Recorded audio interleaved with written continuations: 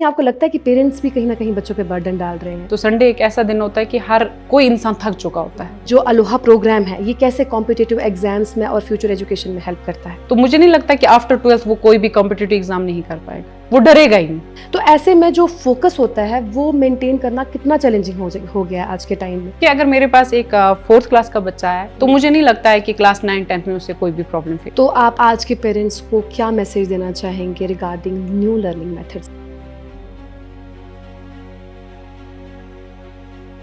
हर बच्चा अपने साथ एक खास टैलेंट लेकर पैदा होता है, बस ज़रूरत होती है उस टैलेंट को पहचानने की और उसे सही डायरेक्शन देने की। और जैसे कि दोस्तों आजकल आपको पता है कि आज के वक्त में पढ़ाई सिर्फ बुक्स तक लिमिटेड नहीं रही है, बल्कि न्यू लर्निंग मेथड्स पर डिपेंड हो गई है। एंड इसी टॉपिक पर बात करने के लिए आज हमारे स्टूडियो में मौजूद हैं शेख दिलशादा, जो कि एक डेडिकेटेड टीचर हैं, अलोहा प्रोग्राम से भी जुड़ी हुई हैं और इसके साथ साथ मैथ्स माइंड की फाउंडर भी हैं। तो आज हम इनसे बात करेंगे और जानेंगे कि वो क्या न्यू लर्निंग मेथड्स हैं जो बच्चों को देने चाहिए, एंड आज कुछ अलोहा के बारे में भी जानकारी इनसे हासिल करेंगे। So Dilshada, welcome to our radio station. Thank you so much. So Dilshada, being an Aloha instructor, आप मुझे ये बताइए कि what is Aloha and how it work? Aloha is a comprehensive brain development program that has been successfully implemented in 45 countries all over the world, with over 55 centers across Kashmir Valley, Jammu Kashmir. तो जैसा कि आपने सुना है Aloha के बारे में, तो जैसे ही अलोहा का नाम आता है तो सब लोग बोलते हैं कि अलोहा में क्या है, मैथमेटिक्स कैलकुलेशन। यस। तो अगर हम ओवरऑल बात करें, वहां पे मैथमेटिक्स कैलकुलेशन सिखाई जाती है, बट डिफरेंट टेक्निक्स यूज होती हैं। उन टेक्निक्स की वजह से जो है बच्चे का ओवरऑल ब्रेन डेवलप हो जाता है। तो वो क्या टेक्निक्स हैं या क्या है? वहां पे हम 3 मेथड्स यूज करते हैं। सबसे पहले आता है फिंगर थ्योरी, जो हम फिंगर्स पे कैलकुलेशन सिखाते हैं। उसके बाद आता है एबैक्स। एबैक्स से हम बच्चे को डिफरेंट कैलकुलेशन, सब्ट्रैक्शन है, एडिशन है, मल्टीप्लिकेशन है, डिवीजन है, ये सब सिखाते हैं। तो अगर हम देखें, जब बच्चे जाते हैं किसी भी कॉम्पिटिटिव एग्जाम में जाएं या ऐसे भी घर पे जब मैथ्स करते हैं तो वो कैलकुलेटर का यूज करते हैं। तो पहले तो डिफरेंट कैलकुलेटर्स यूज होते थे, आज मोबाइल फोन यूज होते हैं कैलकुलेटर के लिए। तो मुझे लग रहा है कि अलोहा के स्टूडेंट को कभी कैलकुलेटर यूज करने की जरूरत नहीं पड़ती है। सो दिलशादा जी, मुझे आप एक चीज़ बताइए कि लेवल्स की अगर मैं बात करूं, जैसे हर क्लास में कोई लेवल होती है, सेकेंड, थर्ड, फोर्थ, फिफ्थ, तो क्या अलोहा में भी कुछ लेवल्स होती हैं? अलोहा का प्रोग्राम जो है ये डिस्ट्रीब्यूट किया गया है mental arithmetic and tiny dots. तो मेंटल अर्थमेटिक्स जो है मैम, वहाँ पे 8 लेवल्स होती हैं, और जो टाइनी डॉट्स हैं उसमें 10 लेवल्स होती हैं। तो ये डिपेंड करता है एज ग्रुप पे भी। तो किस एज ग्रुप के बच्चे जो हैं ये अलोहा सीख सकते हैं? 5 to 15 एज ग्रुप। कोई क्राइटेरिया है? यहाँ पे जो है मेंटल अर्थमेटिक के लिए हम 9 से अबो जो स्टूडेंट्स हैं 9 to 15, लेकिन टाइनी डॉट्स के लिए हम 5 to 9 एज ग्रुप लेते हैं।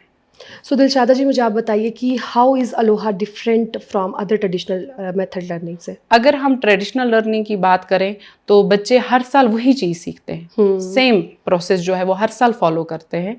अलोहा एक ऐसा प्लेटफॉर्म है जहाँ पे बच्चे को कंसंट्रेशन, फोकस, मेमोरी, स्पीड और एक्यूरेसी सिखाई जाती है। तो मुझे लग रहा है कि ये सारी चीज़ें एक बच्चे के लिए बहुत इंपॉर्टेंट है, और अलोहा जो है एक बच्चे को पर्सनली डेवलप करता है, उसकी पूरी पर्सनैलिटी में डेवलपमेंट आ जाती है। तो डिफरेंट टेक्निक्स की वजह से उसकी स्पीड और एक्यूरेसी इतनी बढ़ जाती है, उसका सीधा इफेक्ट उसके बाकी एकेडमिक्स पे पड़ता है। तो इसको कितना टाइम लगता है? टाइम ड्यूरेशन कितनी होती है? कितने टाइम में बच्चा जो है कोप अप कर सकता है ये चीज़? इसका जो कंप्लीट कोर्स है वो 2 इयर्स में है, बट 2 इयर्स में कंप्लीट कोर्स हो जाता है, लेकिन इसकी वेरियस लेवल्स हैं। जो एक लेवल को कंप्लीट करने के लिए 3 मंथ्स लगते हैं। जो स्टार्टिंग वाली लेवल है उसको 3 मंथ्स हर एक लेवल में 3 मंथ्स लगते हैं।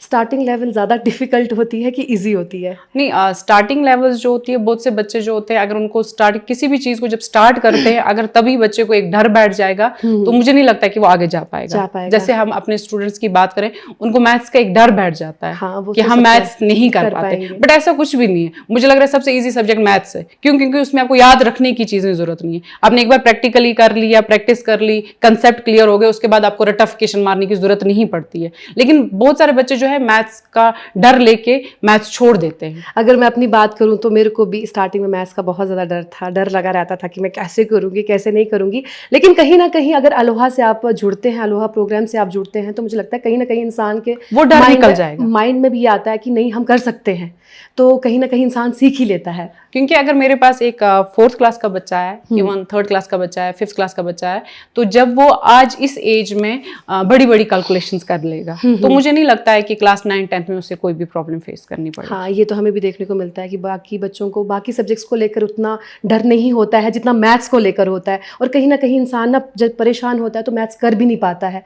तो मुझे लगता है कहीं ना कहीं ये चीज़ें बहुत ज़रूरी आ जाती हैं इंसान की लाइफ में। क्योंकि जब एक बच्चा मैथ्स करने स्टार्ट करता है तो उसे लगता है कि अब मुझसे नहीं होगा। तो हमारे पास भी अलोहा में जब बच्चे आते हैं तो स्टार्टिंग में उनका होता है कि हाँ हम कर सकते हैं, लेकिन कुछ टाइम पीरियड के बाद उनको लगता है कि हमसे नहीं होगा। तो इसीलिए जो भी अलोहा की डिफरेंट टेक्निक्स हैं वो हम यूज़ करते हैं ताकि बच्चा जो है ईजी वे में मैथमेटिक्स की कैलकुलेशंस कर सके।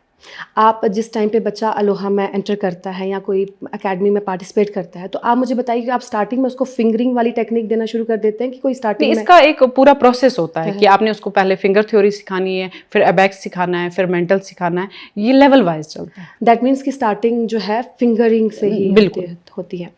तो दिलशादा जी, आप मुझे बताइए कि जैसे कि आजकल डिजिटल एज का ज़माना चल रहा है बहुत ज़्यादा, बच्चे जो हैं स्कूल से घर जाते हैं तो स्क्रॉलिंग स्टार्ट हो जाती है, गेम्स खेलना स्टार्ट हो जाते हैं, तो कहीं ना कहीं जब इंसान देखता भी है अपने आप को कंपेयर भी करना स्टार्ट कर देता है, तो ऐसे में जो फोकस होता है वो मेंटेन करना कितना चैलेंजिंग हो गया है आज के टाइम में? आपने बहुत अच्छा क्वेश्चन पूछा, क्योंकि मुझे लग रहा है कि आज बीइंग ए पेरेंट या एक टीचर बच्चे का फोकस देखना मतलब ये बहुत बड़ा चैलेंज है खुद में ही। क्योंकि बच्चों के पास आज बहुत सारी ऐसी चीज़ें जिससे वो डिस्ट्रैक्ट हो जाते हैं। हाँ। तो जब हम अलोहा की बात करें, मेरे पास बहुत से ऐसे बच्चे हैं जब वो मेंटल एबिलिटी कर रहे होते हैं, तो जब वो मेंटल क्वेश्चंस कर रहे होते हैं तो वो खुद बोलते हैं, छोटे बच्चे हैं और वो बोलते हैं मैम हमारे दिमाग में पता नहीं क्या क्या इमेजिनेशन हो रहा है। हाँ। तो मतलब ये छोटे बच्चों का हाल है। तो बड़े जब जितने बड़े बच्चे होते जाएंगे उनके दिमाग में और 10 चीजें आएंगी।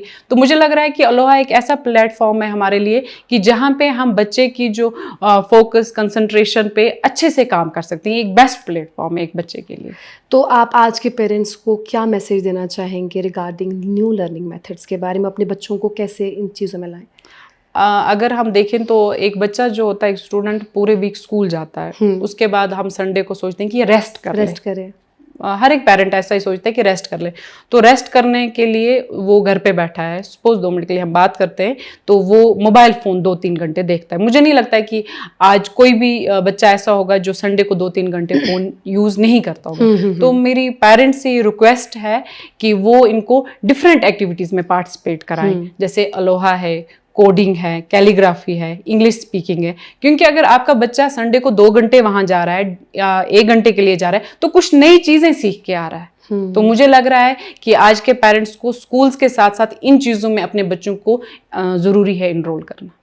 आप मुझे बताइए कि जैसे कि आजकल बच्चों पे भी बहुत ज़्यादा प्रेशर दिया जाता है। पहले तो सुबह मॉर्निंग में स्कूल जाइए, स्कूल से आकर फिर ट्यूशन जाना है, ट्यूशन से जाकर फिर अरबिक क्लासेस लेनी है। तो कहीं ना कहीं आपको लगता है कि पेरेंट्स भी कहीं ना कहीं बच्चों पे बर्डन डाल रहे हैं। तो उस बर्डन को हटा के आप क्या एडवाइस देना चाहेंगे उन पेरेंट्स को कि बच्चों को कैसे वो टैकल करें, बच्चों को कुछ फन एक्टिविटीज़ भी शामिल करवाएं जिससे बच्चे का फोकस जो है मेंटेन रहे?